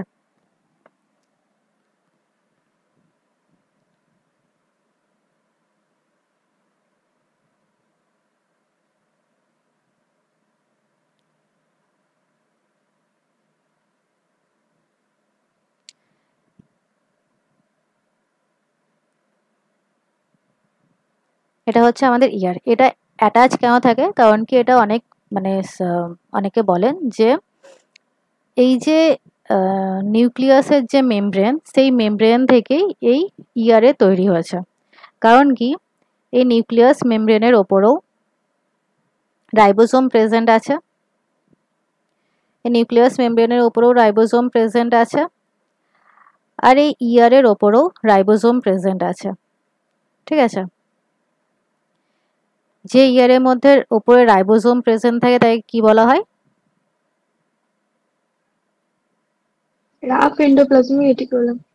হ্যাঁ, তাহলে এটা হচ্ছে রাফ এন্ডোপ্লাজমিক রেটিকুলাম, এটা হচ্ছে স্মুথ এন্ডোপ্লাজমিক রেটিকুলাম। তো এখানে কি বলা হচ্ছে যে রাফ এন্ডোপ্লাজমিক রেটিকুলাম থেকে স্মুথ এন্ডোপ্লাজমিক রেটিকুলামে তৈরি হচ্ছে। কারণ কি রাফ এন্ডোপ্লাজমিক রেটিকুলাম থেকে যদি আমরা রাইবোসোমকে আলাদা করে দিই, তাহলে সেখান থেকে স্মুথ এন্ডোপ্লাজমিক রেটিকুলামে তৈরি হবে। ঠিক আছে, এ নিয়ে পরে আরো ডিটেলসে পড়বো আমরা। এবার রাইবোসোম প্রেজেন্ট থাকে এই ইয়ারের ওপর রাইবোসোম প্রেজেন্ট থাকে, আর অপর দিকে সাইটোপ্লাজমের মধ্যেও রাইবোসোম প্রেজেন্ট থাকে। সাইটোপ্লাজমের মধ্যে যে রাইবোসোম প্রেজেন্ট থাকে সেগুলোকে কি বলা হয়? ফ্রি রাইবোসোম বলা হয়, আর এইগুলো হচ্ছে বাউন্ড রাইবোসোম। এবার ব্যাপার হচ্ছে যে ফ্রি রাইবোসোম থেকেও প্রোটিন সিনথেসিস হয়।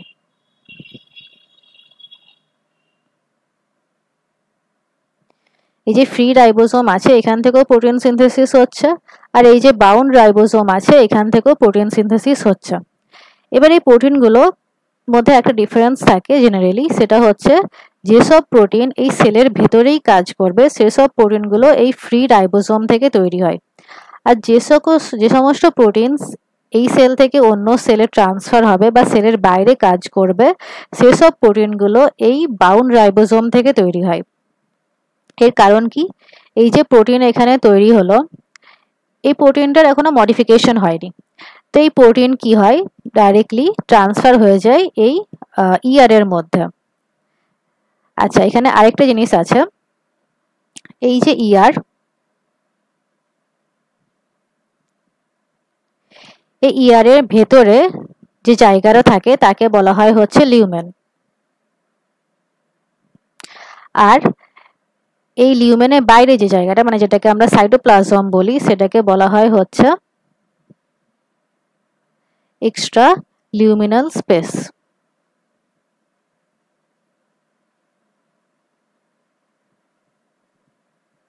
ঠিক আছে, এটাই সাইটোপ্লাজম, কিন্তু যখন এরকম দিকে দেখবো তখন অনেক টাইমে এক্সট্রা লিউমিনাল স্পেস এই জিনিসটা লেখা থাকবে। তো এই যে প্রোটিনটা সিনথেসিস হলো সেটা কি হলো, এই লিউমেনের মধ্যে ট্রান্সফার হয়ে গেল এক্সট্রা লিউমিনাল স্পেসের থেকে। এখানে গিয়ে পরে কি হয়, এই প্রোটিনের কিছু কিছু মডিফিকেশন হয়, এর সাথে কার্বোহাইড্রেট অ্যাড হয়ে গেল, কিছু কিছু মডিফিকেশন হয়, কিন্তু মনে রাখবে খুবই কম মডিফিকেশন হয়। এই রাফ ইয়ার বা স্মুথ ইয়ারের মধ্যে খুব কম মডিফিকেশন হয়, বেশি মডিফিকেশন হয় হচ্ছে গলগির মধ্যে। তো এই প্রোটিনটা কি হয়, আস্তে আস্তে এখান থেকে বেরিয়ে যায়, এখানে একটা ভেসিকেল ফর্ম হয় এবং সেখান থেকে এটা বেরিয়ে গিয়ে পরে কোথায় যায়, গলগির মধ্যে। ধরে নিচ্ছি এটা হচ্ছে গলগি অ্যাপারচার।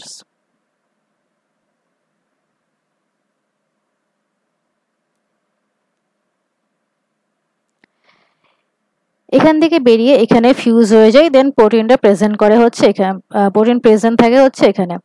এখান থেকে তারপর ট্রান্সফার হতে হতে হতে হতে এখান থেকে তারপর বেরিয়ে গিয়ে যেরকম দরকার সেলের মেমব্রেনের মধ্যে ফিউজ হয়ে যেতে পারে আর সেল থেকে বাইরে চলে যেতে পারে, বা পাশে লাইসোজোম থাকে, লাইসোজোমের সাথেও কাজ করতে পারে, ভ্যাকুলের সাথেও কাজ করতে পারে, যেরকম দরকার সেরকম অনুযায়ী কাজ করবে। এবার যে গলগি দুটো সাইড থাকে, গলগি যখন পড়বো তখন বেশি করে পড়বো, এখন শুধু মনে রাখো যে এর যে সাইডটার মধ্যে এই যে ভ্যাকুলগুলো ফিউজ হয়, মানে যে সাইডটা নিউক্লিয়াসকে বা ইয়ারকে ফেস করে সেটাকে বলা হয় হচ্ছে সিস সাইড। আর যে সাইড এই নিউক্লিয়াসের অপোজিট দিকে থাকে তাকে বলা হয় হচ্ছে ট্রান্স সাইড। এই সাইডগুলো ইম্পর্টেন্ট, কারণ কি কোন দিকে ঢুকছে কোন দিকে বেরোচ্ছে সেটা তোমরা এরকম ডায়াগ্রামে তো বলতে পারবে না, এখানে সাইড বলবে যে সিস সাইডের মধ্যে ভেতরে ঢুকলো আর ট্রান্স সাইড থেকে সেটা বেরিয়ে গেল বাইরে। ঠিক আছে, এবার এই যে প্রোটিন মডিফিকেশন হয়, এখানে অনেক বেশি প্রোটিন মডিফিকেশন হয়।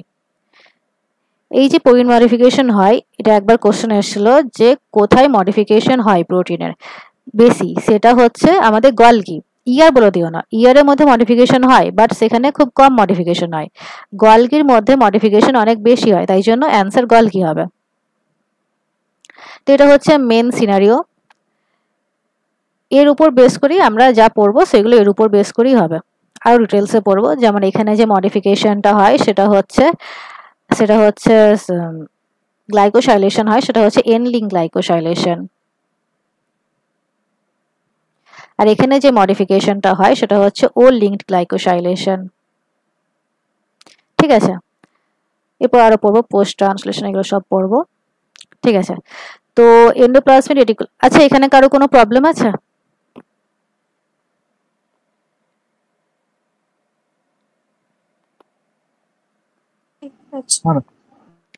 আচ্ছা, ঠিক আছে, নেক্সট যেটা আসছি সেটা হচ্ছে যে এন্ডোপ্লাজমিক রেটিকুলাম। এর মধ্যে দু রকমের, আচ্ছা এখানে কিছু দেওয়া নেই, এখানে কিছু জেনারেল ইনফরমেশন দেওয়া আছে। সেটা হচ্ছে 1945-এ এটা দেখা গিয়েছিল lace like membrane of ER were first seen in cytoplasm of chick embryo. Chick এমব্রায়োর মধ্যে এই লেস লাইক ইয়ার প্রথম দেখা গিয়েছিল। It is the largest single membrane bound intercellular compartment. তাহলে লার্জেস্ট কম্পার্টমেন্ট কি এখান থেকে পেলে, largest single membrane bound intercellular compartment. It is an extensive network of closed and flatted membrane bound structure. The enclosed compartment is called ear lumen.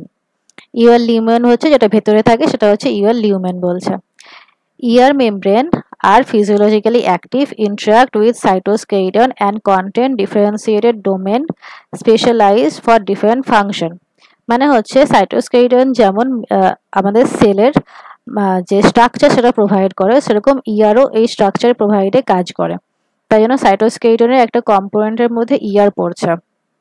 ঠিক আছে, আর এটা different কম্পোনেন্টসে ভাগ করে দেয়, সেলকে ডিফারেন্ট ডোমেনে ভাগ করে দেয়। ER are consider as one of the component of cytoskeleton along with microtubules, microfilament and intermediate filament. সাইটোস্কেলিটনের মধ্যে যে মাইক্রোটিবিউল, মাইক্রোফিলামেন্ট, ইন্টারমিডিয়েট ফিলামেন্ট আছে সেগুলোর মধ্যে একটা হচ্ছে ইয়ার। ঠিক আছে, নেক্সট যেটা আসছে, ER found in almost all eukaryotic cell except, যেগুলো এক্সেপশন সেগুলো মনে রাখবে, যে ম্যাচিওর এইট্রোসাইটের মধ্যে ইয়ার নেই, ova, embryonic cell and prokaryotic সেলের মধ্যেও ইয়ার থাকে না। The amount of ear vary from cell to cell according to the function of cell. কি বলেছে এখানে, যেরকম যে সেলে যেরকম ধরনের ফাংশন থাকবে সে সেলে ইয়ার এর প্রেজেন্সও সেরকম হবে। যেমন যেগুলো অনেক বেশি সিক্রেট করে জিনিস সেসব জায়গাগুলোতে অনেক বেশি ইয়ার থাকে। এখানে কি বলছে, যেমন হচ্ছে স্পারমাটোসাইটের মধ্যে ফিউ ভ্যাকুয়েলস দেখতে পাওয়া যায়, বেশি থাকে না। দেন হচ্ছে অ্যাডিপোজ টিস্যুর মধ্যেও অনলি ফিউ টিবিউলস দেখতে পাওয়া যায়। যেখানে বেশি থাকে সেটা হচ্ছে the cells are actively synthesise protein such as লিভারের মধ্যে, প্যানক্রিয়াটিক সেলের মধ্যে অ্যান্ড ফিব্রোব্লাস্টের মধ্যে অনেক বেশি পরিমাণে ইয়ার দেখতে পাওয়া যায়। ইয়ার দু রকমের হয়, এক হচ্ছে রাফ এন্ডোপ্লাজমিক রেটিকুলাম আর smooth endoplasmic reticulum. Rough endoplasmic রেটিকুলামের মধ্যে রাইবোজোম এমবেডেড থাকে, এর জন্য এটা রাফ অ্যাপিয়ারেন্স শো করে। আর স্মুথ এন্ডোপ্লাজমিক রেটিকুলামের মধ্যে রাইবোজোম প্রেজেন্ট থাকে না, তাই জন্য এটা স্মুথ অ্যাপিয়ারেন্স শো করে। ইয়ার এর মধ্যে ডিফারেন্ট স্ট্রাকচার প্রেজেন্ট থাকে, যেটা হচ্ছে সিস্টার্নি, ভেসিকেল অ্যান্ড টিবিউলস। সিস্টার্নি হচ্ছে এই যে এরকম ধরনের স্ট্রাকচার যেগুলো মানে নিউক্লিয়াসের সাথে ফার্স্টের দিকে থাকে, যেগুলোর মধ্যে রাইবোজোম প্রেজেন্ট থাকে, সেগুলো হচ্ছে সিস্টার্নির মধ্যে পড়ছে। ভেসিকেল, এরকম ভেসিকেলের মতো স্ট্রাকচার গোল্লা গোল্লা হয়, এরকম দেখতে স্ট্রাকচারগুলোকে ভেসিকেল বলা হয়। টিউব লাইক স্ট্রাকচার, এগুলো হচ্ছে টিবিউল বলা হয়। ঠিক আছে, এখানে একটু ডিটেলস দেওয়া আছে যে cisternae they looks like long flat sac, their diameter is usually 40 to 50 nanometer. They often contain ribosome, এর মধ্যে রাইবোজোম প্রেজেন্ট থাকে। টিবিউলস এর মধ্যে রাইবোজোম জেনারেলি প্রেজেন্ট থাকে না। These are specialized branch tubule. Tubule তোমরা এখানে দেখতে পাচ্ছ যে এখানে ব্রাঞ্চ স্ট্রাকচার আছে। They are connected to each other and form net-like structure form করে। The diameter of these tubule usually range from 50 to 190 nanometer. Their nucleus usually does not contain ribosome. এদের মধ্যে রাইবোজোম প্রেজেন্ট থাকে না। Next আসছে হচ্ছে ভেসিকেলের মধ্যে কি বলছে, these are generally oval or round shape membrane bound cavities. Their diameter range হচ্ছে 50 থেকে 500 nanometer. They are something clustered in the cytoplasm. এরা সাইটোপ্লাজমের মধ্যে সামটাইমস হচ্ছে ক্লাস্টার হয়ে থাকে। They are specially observed in pancreatic সেলের মধ্যে বেশি থাকে। Vesicles are called microsome. এই মাইক্রোজোমের ব্যাপারটা নিয়ে একটু পরে আসছি। ভেসিকেলগুলোকে অনেক সময় মাইক্রোজোম বলা হয়। এনজাইমস যেগুলো প্রেজেন্ট থাকে সেগুলো হচ্ছে এইসব এনজাইমগুলো প্রেজেন্ট থাকে, তোমরা মনে রাখতে পারো। NADH, সাইটোক্রোম C রিডাকটেস, B5 রিডাকটেস, এসব এনজাইমগুলো ইয়ারের মধ্যে প্রেজেন্ট থাকে। হ্যাঁ, তো এখানে যেটা বলছে, at present origin of ear is not clearly known. এখনো পর্যন্ত ইয়ারের অরিজিন ঠিকভাবে জানা যায়নি। কেউ বলে যে এটা নিউক্লিয়াসের মেমব্রেন থেকে তৈরি হয়, আবার কেউ বলে যে এটা সেল মেমব্রেন থেকে তৈরি হয়। The most concerned hypothesis is that the ear is budded off from the nuclear envelope. Nuclear envelope থেকে তৈরি হয়, এটা সবথেকে বেশি মানা হয়। The ear appears to rise from outer membrane of nuclear envelope by outfolding. যদি এটা সেল হয়, এটা নিউক্লিয়াস হয়, নিউক্লিয়ার মেমব্রেন আছে, নিউক্লিয়ার মেমব্রেনের আউটফোল্ডিং হয়ে এই ইয়ারটা তৈরি হয়েছে ভাবা হয়। আরেকটা কি সম্ভাবনা হতে পারে যে from the plasma membrane by infolding. এই যে প্লাজমা মেমব্রেন আছে, এই প্লাজমা মেমব্রেনের ইনফোল্ডিং হয়েও এই ইয়ারটা তৈরি হয়েছে, এটাও আরেকটা থিওরির মধ্যে পড়ছে। এই দুটোর মধ্যে একটা হতে পারে। তারপর কি বলছে, SER seems to rise from RER at by detachment of ribosome. এটা মনে রাখবে যে এই যে এসিআর গুলো হয়, এসিআর এর মধ্যে রাইবোজোম প্রেজেন্ট থাকে না, আর আরিয়ার এর মধ্যে রাইবোজোম প্রেজেন্ট থাকে। তো ভাবা হয় যে আরিয়ার থেকেই এসিআর এর তৈরি হয়েছে। এর জন্য একটা এক্সপেরিমেন্ট আছে যেটা বলেছে হচ্ছে যে এই এক্সপেরিমেন্টটা যদি কোনো সেলকে যদি আগে ডিস্ট্রয় করে সেখান থেকে ইয়ার নিয়ে তার যদি হোমোজেনাইজেশন করো, সেই হোমোজেনাইজেশনের মধ্যে কি দেখা যাবে যে এই যে ইয়ারগুলো আছে সেই ইয়ারগুলো ছোট ছোট হয়ে আবার জোড়া লেগে যায়। এখানে দেখতে পাচ্ছ যে এই যে ইয়ার গুলো সেগুলো হোমোজেনাইজেশন মানে কি যে এটা পুরোপুরি ভেঙে দিয়ে পরে একটা একটা কি বলে ইকুয়াল মানে সব দিক থেকে ইকুয়াল সেরকম একটা সলিউশন তৈরি করা হলো। সেই সলিউশনটা এই যে ইয়ার গুলো ভেঙে যাচ্ছে এইগুলো এরকম ভাবে যদি ভেঙে যায় সেগুলো আবার জোড়া লেগে পড়ে এরকম ভ্যাকুয়াল তৈরি করে। এই যে ভ্যাকুয়ালের মধ্যে স্ট্রাকচারগুলো তৈরি হয়েছে এগুলোকে মাইক্রোজোম বলা হয়। এই মাইক্রোজোম যে মাইক্রোজোমের ওপরে কি বলে রাইবোজোম প্রেজেন্ট আছে সেগুলোকে বলা হয় হচ্ছে রাফ মাইক্রোজোম, আর যার মধ্যে প্রেজেন্ট নেই সেগুলোকে বলা হয় হচ্ছে স্মুথ মাইক্রোজোম। এখানে কি বলা আছে দেখো, when cells are disrupted by homogenization the ear breaks into fragment and reseal into small vesicle called microsome। ইয়ার গুলো প্রথমে ব্রেক হয়ে যায় and then সেগুলো আবার রিসিল হয়ে যায় and যে ছোট ছোট ভ্যাকুয়াল লাইক স্ট্রাকচার গুলো তৈরি করে সেগুলোকে মাইক্রোজোম বলা হয়। Microsome derived from RER have ribosome on the outer surface of are called rough microsome and one those lacking ribosome are called smooth ribosome। ওই রাফ রাইবোজোম আর স্মুথ রাইবোজোমের জিনিসটা এখানে বলেছে। ঠিক আছে, এটা বুঝতে পেরেছো? হ্যাঁ ম্যাডাম। আচ্ছা, নেক্সট যেটা আসছে যে গ্লাইকোসাইলেশন। গ্লাইকোসাইলেশনের ব্যাপারটা এনলিং গ্লাইকোসাইলেশন। আমাদের ইয়ারের মধ্যে যে গ্লাইকোসাইলেশন হয় সেটা হচ্ছে এনলিং গ্লাইকোসাইলেশন হয়। তার আগে গ্লাইকোসাইলেশন কি সেটা আগে জেনে নাও। গ্লাইকোসাইলেশন হচ্ছে যে যে অলিগোস্যাকারাইড হয় মানে যে কার্বোহাইড্রেট গুলো হয় সেই কার্বোহাইড্রেট গুলো যখন প্রোটিনের সাথে অ্যাটাচ হয়ে যায় তখন সেটা সেই যে প্রসেসে হয় সেটাকে গ্লাইকোসাইলেশন বলা হয়। ঠিক আছে। আচ্ছা, গ্লাইকোসাইলেশন পড়তে গিয়ে আরেকটা কনসেপ্ট তোমরা জেনে রাখো। তোমরা তো জানোই মেমব্রেন পড়ার সময় পড়েছিলে গ্লাইকোপ্রোটিন গ্লাইকোলিপিড। এবার প্রোটিনের সাথে যদি সুগার অ্যাড হয় তাহলে কি তৈরি করে, গ্লাইকোপ্রোটিন না গ্লাইকোলিপিড?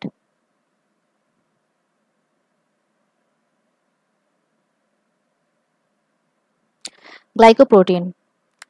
এই যে প্রসেসটাই তৈরি হচ্ছে সেটাকে বলা হয় হচ্ছে গ্লাইকোসাইলেশন।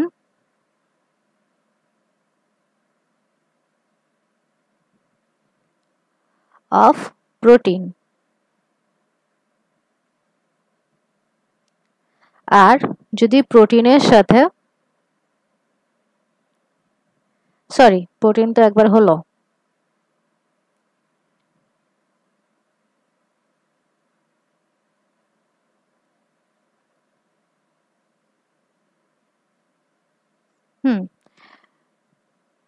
যদি লিপিডের সাথে সুগার অ্যাড হয় তখন তৈরি হয় হচ্ছে গ্লাইকোলিপিড।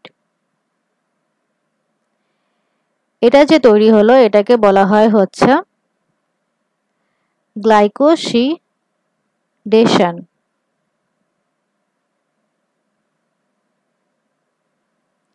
Of lipid.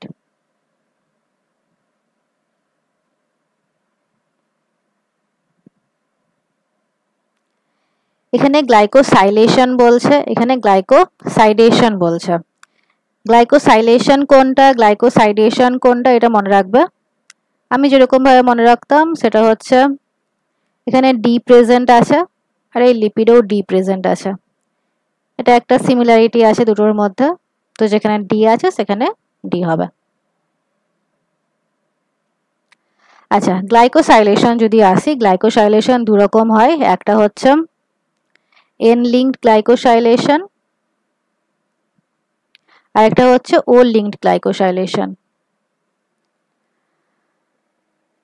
তার আগে বলে রাখি যে গ্লাইকোসাইলেশন কি বললাম, যে এই অলিগোস্যাকারাইড যখন প্রোটিনের সাথে অ্যাটাচ হয় তখন সেই প্রসেসটাকে বলা হয় হচ্ছে গ্লাইকোসাইলেশন।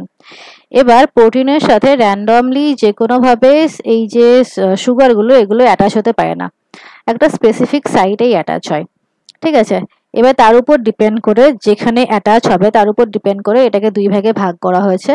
একটা হচ্ছে এন লিঙ্কড আর একটা হচ্ছে ও লিঙ্কড। এন লিঙ্কডে কি হয়, এখানে হচ্ছে প্রোটিনের মধ্যে যে এন পার্টটা থাকে সেই এন পার্টের সাথে অ্যাটাচ হয়, তাই জন্য এর নাম হচ্ছে এন লিঙ্কড। আর ও লিঙ্কটে কি হয়, প্রোটিনের মধ্যে যে OH গ্রুপ থাকে সেই OH গ্রুপের সাথে অ্যাটাচ হয়, তাই জন্য একে বলা হয় হচ্ছে ও লিঙ্কড। ঠিক আছে, এন লিঙ্ক গ্লাইকোসাইলেশন হয় হচ্ছে এর মধ্যে, এটা হয় হচ্ছে এর মধ্যে, আর ও লিঙ্ক গ্লাইকোসাইলেশন হয় হচ্ছে গলগির মধ্যে। ঠিক আছে, এখানে আরেকটা জিনিস আছে যে এর মধ্যে যে গ্লাইকোসাইলেশনটা হচ্ছে ওটাকে কো ট্রান্সলেশন মেকানিজম বলা হয়।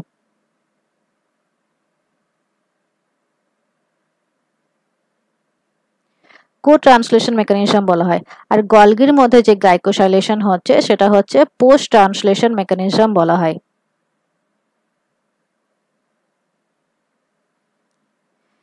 এই জিনিসটা মনে রাখবে, কোনটা কো কোনটা পোস্ট, কেন বলছে সেটা আমি পরে বলছি।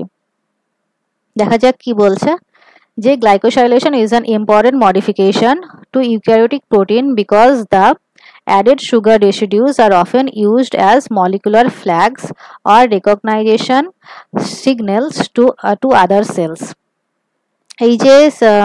এই যে গ্লাইকোসাইলেশন হয়, গ্লাইকোসাইলেশন হওয়ার পর সেটা সেল সিগন্যালিং এর বিভিন্ন রকম কাজ করে, রিকগনাইজেশনে কাজ করে, মলিকুলার ফ্ল্যাগ হিসেবে কাজ করে। ঠিক আছে, এবার there are two types of protein glycosylation, একটা হচ্ছে এন লিঙ্কড, একটা হচ্ছে ও লিঙ্কড। এন লিঙ্ক গ্লাইকোসাইলেশনে কি বলছে, actually begins in the endoplasmic reticulum, endoplasmic রেটিকুলামের মধ্যে হয়। ও লিঙ্কডের মধ্যে কি বলছে, does not occurs until the polypeptide has been transported to the Golgi apparatus, ততক্ষণ পর্যন্ত হয় না যতক্ষণ পর্যন্ত না ওই প্রোটিনগুলো গলগিতে ট্রান্সপোর্ট করা হচ্ছে। ঠিক আছে, তাহলে কোথায় কোথায় হয় বুঝতে পারলে। এবার যেটা হচ্ছে, therefore it is also the case that N-link glycosylation can usually beginning as co-translation mechanism, whereas O-link glycosylation must be occurring post-translation. Co-translation R post-translation কি বলছে,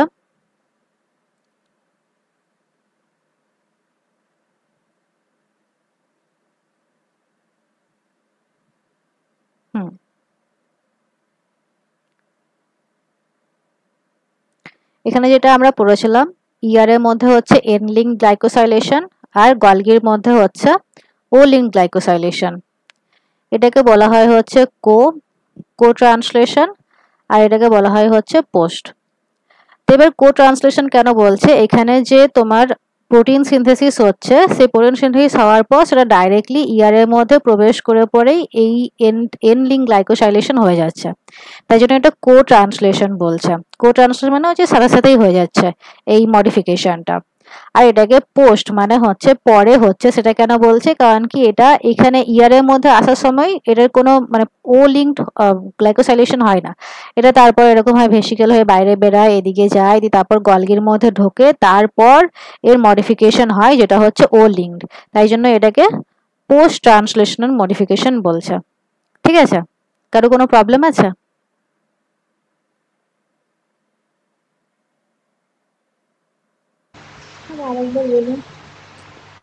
আচ্ছা, গ্লাইকোসাইলেশন হচ্ছে যে যখন মানে মডিফিকেশন হচ্ছে প্রোটিনের, প্রোটিন যখন তৈরি হয় তখন তো একদম ম্যাচিওর প্রোটিন, ফাংশনাল প্রোটিন হয় না, ওটা অনেক রকম ভাবে মডিফাই হয়, বিভিন্ন রকম কাট হয়, অনেক কিছু অ্যাডিশন হয়, তারপর সেটা ফাংশনাল প্রোটিন হয়।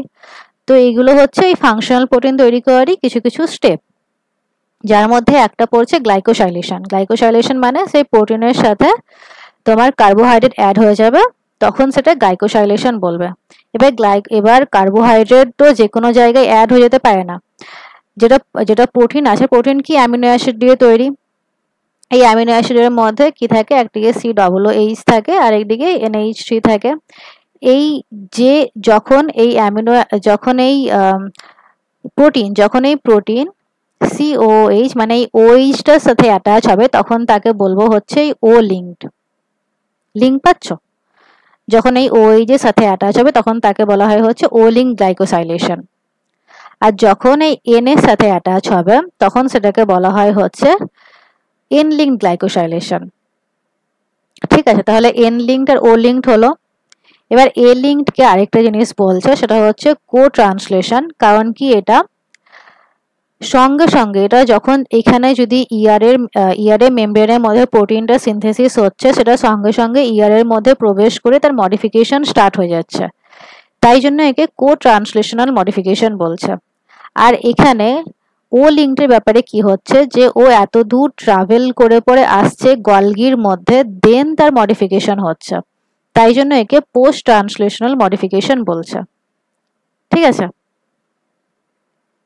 হ্যাঁ ম্যাম, বুঝতে পেরেছি। আচ্ছা,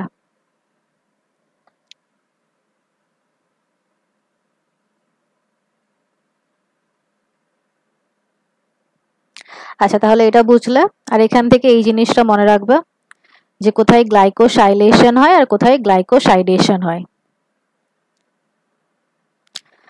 এবার এই ফাংশন কি গ্লাইকোসাইলেশনের ফাংশন হচ্ছে N-link glycosylation. Some proteins require N-link oligosaccharide in order to fold properly in the ear. মানে হচ্ছে প্রপার ফোল্ডিং এর জন্য প্রোটিনের প্রাইমারি, সেকেন্ডারি, টারশিয়ারি এরকম ভাবে স্ট্রাকচার হয়।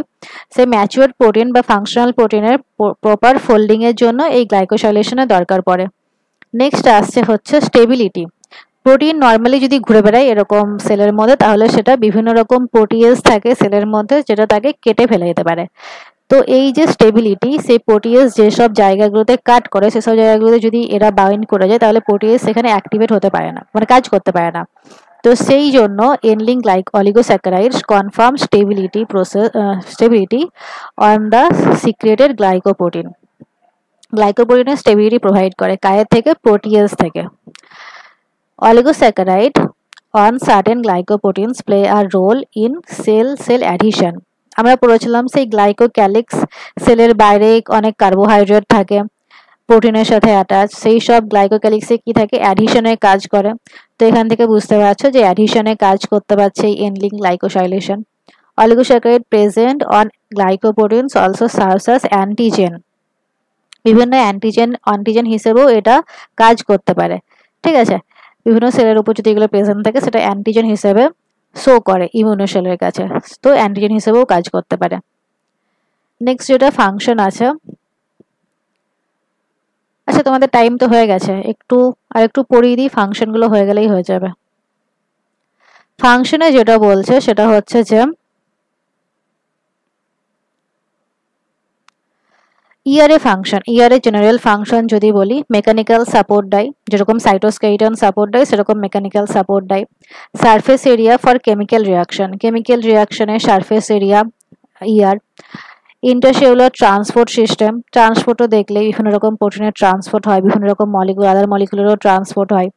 স্টোরেজ অফ সিনথেসাইজড মলিকুল, বিভিন্ন সিনথেসাইজড মলিকুলের স্টোরও করে ইয়ারের মধ্যে। রাফ এন্ডোপ্লাজমিক রেটিকুলাম, আচ্ছা এই জিনিসটা খেয়াল রাখবে যে rough endoplasmic reticulum protein synthesis করে মেন ফাংশন, আর smooth endoplasmic reticulum lipid synthesis করে। ঠিক আছে? নেক্সট হয় detoxification of certain molecule. Detoxification বলতে কি বলছে, আচ্ছা এটা তোমাদের এসিআর এর টাইমেই পড়াবো, নেক্সট স্লাইডে পড়াবো। এটা মেনলি এসিআর করে। ঠিক আছে? Smooth endoplasmic reticulum. নেক্সট আসছে হচ্ছে release of calcium ion in muscle. Calcium ion release করে মাসেল সেলের মধ্যে, তোমরা জানো যে ক্যালসিয়াম আয়নের দরকার পড়ে। নিউরন যে সিগন্যাল দেয় সেখান থেকে ক্যালসিয়াম আয়ন অনেক কিছু সিক্রেট হয় অনেক কিছু সেলের মধ্যে, সেসব ইয়ারের মধ্যেই সঞ্চিত থাকে। তো release of calcium ion in muscle sell, ইয়ারে এটা কাজ। Secretion of hormone, different hormone যেমন প্রোজেস্টেরন, ইস্ট্রোজেন, এইসব হরমোনকে সিনথেসিস করে, সিক্রেট করে। অরিজিন অফ সেল অর্গানেলি, বিভিন্ন রকম সেল অর্গানেলি, যেমন তোমরা গলগি বডিজ দেখেছো, গলগি বডিজ ইয়ার থেকে তৈরি হয়েছে। তো এইসব সেল অর্গানেলি তৈরি করতেও ইয়ার কাজ করে। এবার তোমাদের আলাদা আলাদা করে ফাংশনগুলো মনে রাখতে হবে যে রাফ ইয়ার কি কি কাজ করে। রাফ ইয়ার যেটা কাজ করে সেটা হচ্ছে মেনলি প্রোটিন সিনথেসিস করে। Protein synthesize by ribosome associated with rough ER enters into লিউমেন।